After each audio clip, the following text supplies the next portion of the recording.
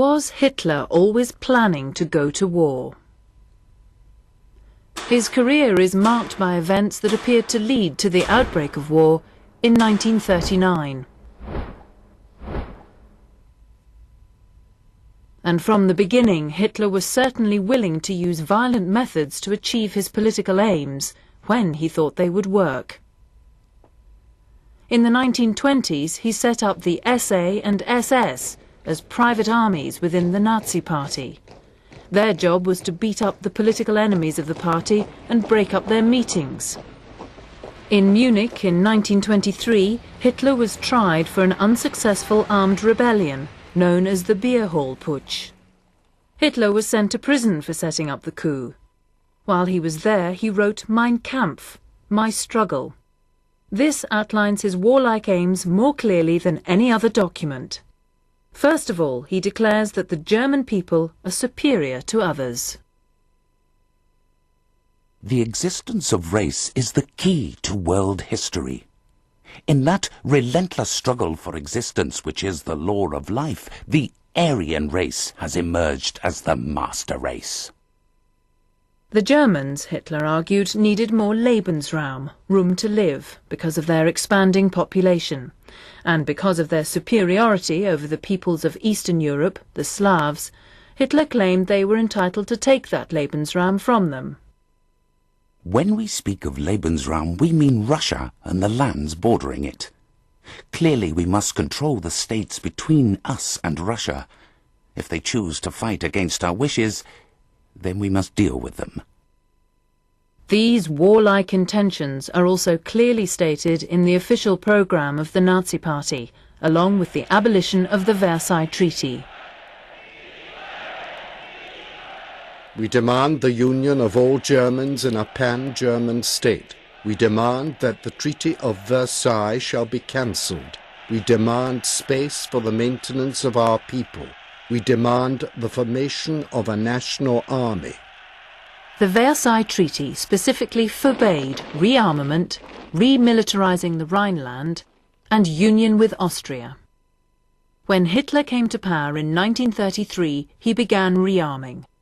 Between 1932 and 1939, he increased the army tenfold, trebled German sea power, and built a sizable air force. There were people at the time who asked why Hitler was doing this if he didn't mean to go to war. Winston Churchill was a backbench MP in 1935. There is no mistaking what Germany is doing. At the end of the Great War, we said that there must be no more war. Yet Germany is now moving along the path of war again. What will this new army be used for? Are submarines and bombers to be used for defense? Hitler must be made to stop his aggressive actions. Hitler was planning his next move, to put German troops back into the Rhineland. This was a flagrant breach of the Versailles Treaty, and might have provoked war with Britain and France. He calculated his options quite coldly. He knew the German army wasn't yet strong enough to take them on, and promised his generals he would withdraw if they met opposition. But he took the gamble that they wouldn't be challenged, because he also knew that Britain and France were preoccupied with another major international issue. Mussolini had invaded Abyssinia, and the British and French were busy trying to avoid war. So, on the 7th of March, 1936, a very poorly equipped German army marched into the Rhineland, and Hitler waited to see if Britain and France would act. They did nothing. Hitler's gamble paid off. But he wouldn't have risked fighting a war he knew he'd lose. War was still very much on his mind, however.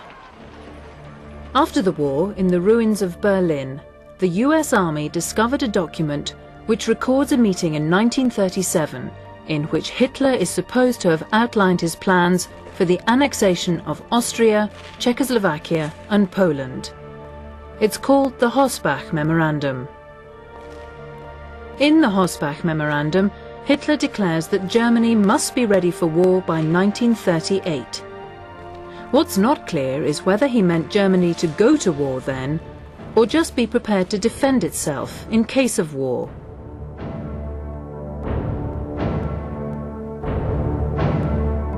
To be able to annex Austria without a fight, Hitler had to keep Mussolini sweet. The Italian dictator had always seen Austria as an important area of Italian influence. Rather than challenging Italy, Hitler befriended Mussolini. He supported Mussolini's invasion in Abyssinia, in the hope that once Mussolini had his African empire, he would let go of his interest in Austria. By 1938, conditions were favourable for Hitler to make his move. The Nazi Party in Austria had stirred up unrest, and the country had become ungovernable. The German army was now strong enough for an invasion.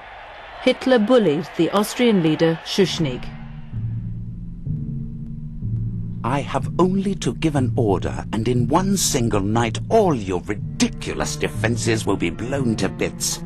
You don't seriously believe you can stop me or even delay me for half an hour, do you? Think it over, Herr Schuschnigg. Think it over well. I can only wait until this afternoon. You will do well to take me at my word, because I don't believe in bluffing. All my past is proof of that. Schuschnigg gave in and handed over power. Hitler told the new Nazi leader of Austria to send a telegram inviting German troops in to keep the peace. It was then only a matter of passing an act of union with Germany, and Anschluss was complete. It was done by threats and organized insurrection, but Hitler appeared to take over Austria through the official channels of government. Would he have carried out his invasion threats if he hadn't got his way? Despite what he said to Schuschnigg, it was possible he was bluffing. Hitler used the same tactics to achieve his next goal, annexing Czechoslovakia. He focused his efforts on the German-speaking Sudeten region of Czechoslovakia. Hitler engineered rebellion by getting the Nazi Party in the region to stir up unrest. He then threatened to invade, claiming that the German people in the region were being persecuted by the Czech authorities. Fearing armed conflict, Britain and France signed an agreement in Munich, handing over the Sudetenland to Germany. Again, Hitler avoided war, and again he got his way through an apparently legal process. But Hitler wanted more than just the Sudetenland. He wanted the whole of Czechoslovakia. In March 1939, Germany invaded the main part of Czechoslovakia that was left and took over the capital, Prague.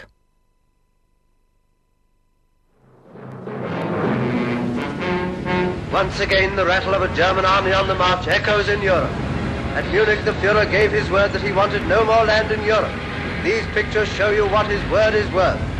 This is the diplomacy of this year of grace, power, politics, and the rule of force.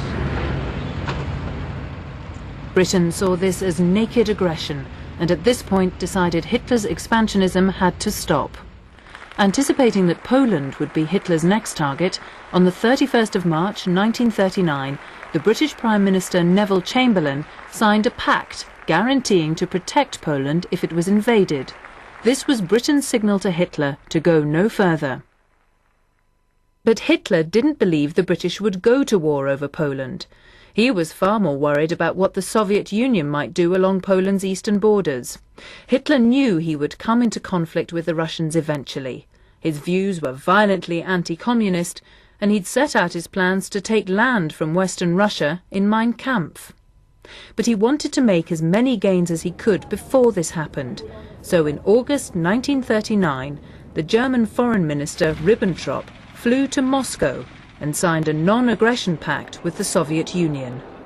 This seemed ironic to many people at the time, since Hitler and Stalin were known to be bitter enemies.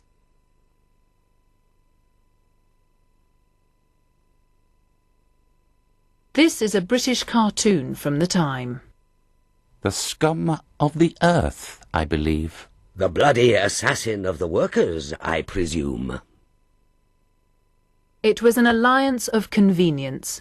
Stalin and Hitler both wanted territory in Poland, and the pact gave them a way of dividing the country between them. On the 1st of September 1939, Germany invaded Poland. Britain responded with an ultimatum, demanding their immediate withdrawal. The ultimatum was ignored, and it fell to Chamberlain to break the news to the British people. This country is at war with Germany. You can imagine what a bitter blow it is to me that all my long struggle to win peace has failed.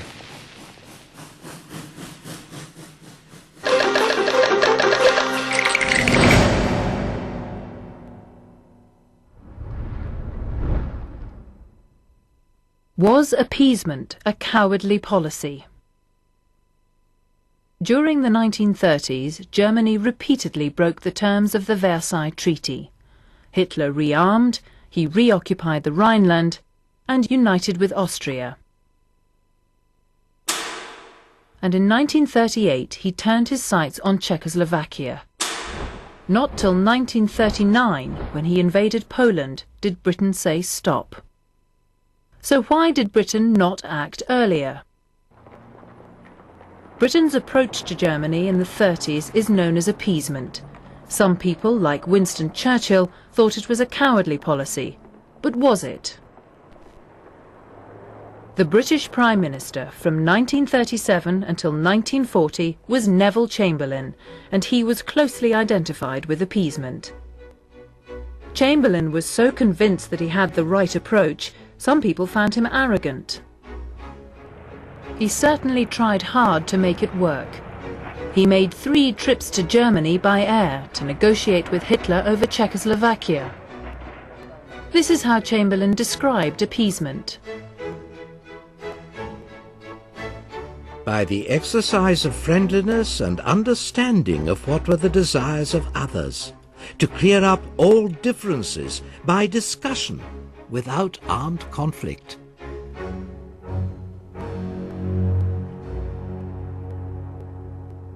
Hitler used the threat of armed conflict a number of times to achieve his ends. As part of his plan to take over Czechoslovakia, he threatened to invade one part of it, the Sudetenland, claiming that the German-speaking people living there were being persecuted by the Czech government. Since he took office, Mr. Chamberlain has never wavered in his determination to establish peace in Europe. So Chamberlain visited Hitler at his mountaintop residence in Berchtesgaden to cut a deal.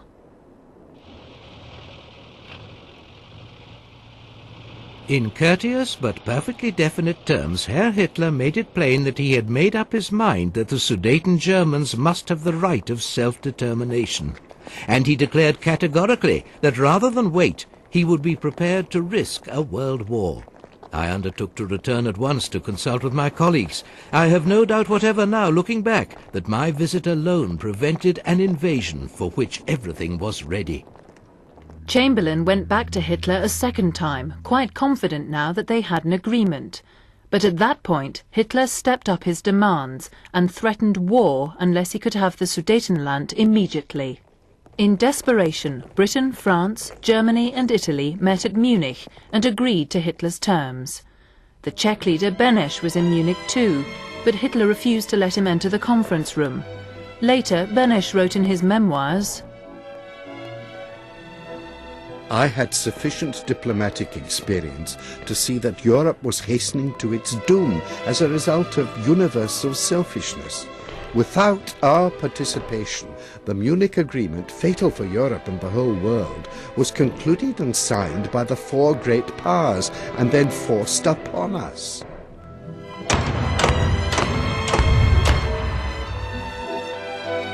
For Beneš then, appeasement meant that Britain would avoid getting into a war whatever the cost to others.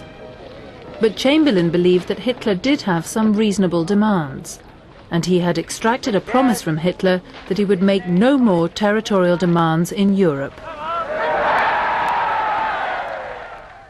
But 6 months later, in March 1939, the Germans annexed the main part of what was left of Czechoslovakia.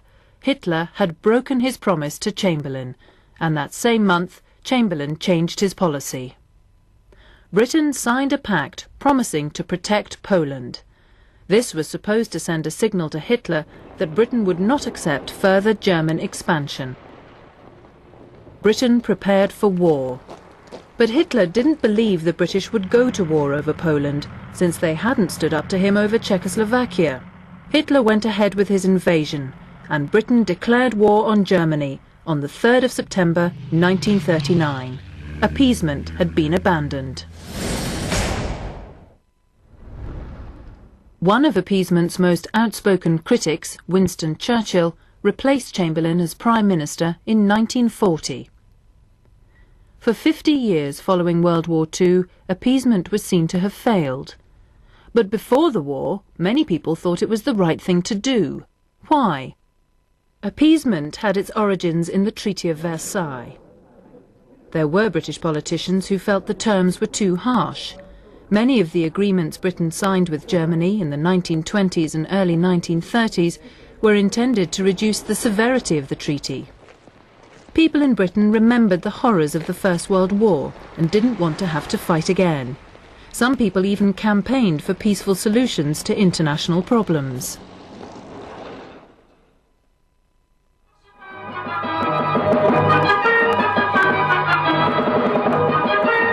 £2,000 million a year spent on arms. I'd fight tomorrow if I thought a war would end war, but that's what they told my father in 1914, and we're no better off now. Permanent peace can be secured by discussion. I've no quarrel with Frenchmen or Germans or Russians or anybody else for that matter. So let's be sensible and work together for peace by reason. Chamberlain and others dreaded the prospect of war. During the crisis over Czechoslovakia, Chamberlain made this radio broadcast. How horrible, fantastic, incredible it is that we should be digging trenches and trying on gas masks here because of a quarrel in a faraway country between people of whom we know nothing. Chamberlain wasn't alone in feeling that the affairs of Eastern Europe were none of Britain's business. For most people, the Empire was still the UK's #1 priority, and Britain was already overstretched defending that. Our military forces in their present state are still far from sufficient to meet our defence commitments, which now extend from the Mediterranean into the Far East. We cannot foresee the time when our forces will be strong enough to safeguard our territory, trade and vital interests against Germany, Italy and Japan simultaneously. Britain was rearming, but in 1938 it still wasn't ready for a war. Very little money had been spent on arms during the Depression in the early 1930s. And if Britain did have to fight Hitler, Chamberlain wasn't convinced he'd get the support he'd need from other countries. The French were plagued by weak and unstable governments, and Chamberlain didn't feel he could count on them. The USA, meanwhile, was following a policy of isolationism, deliberately keeping out of European affairs. The Soviet Union, on the other hand, was committed to the spread of world revolution, and Chamberlain, like many in the West, distrusted them. That left the Dominions, Australia, New Zealand, Canada and South Africa. They'd all helped Britain fight the First World War. Their dead lay in cemeteries in France, Belgium and Turkey. None of the Dominions wanted to be involved in another horrific war. Only Canada said it would support Britain in a war over Czechoslovakia. So, in the 1930s, appeasement could be seen as a reasonable and pragmatic policy. It certainly bought Britain 12 months to rearm. But did it, as its critics claim, make war inevitable because Hitler thought he could do what he liked?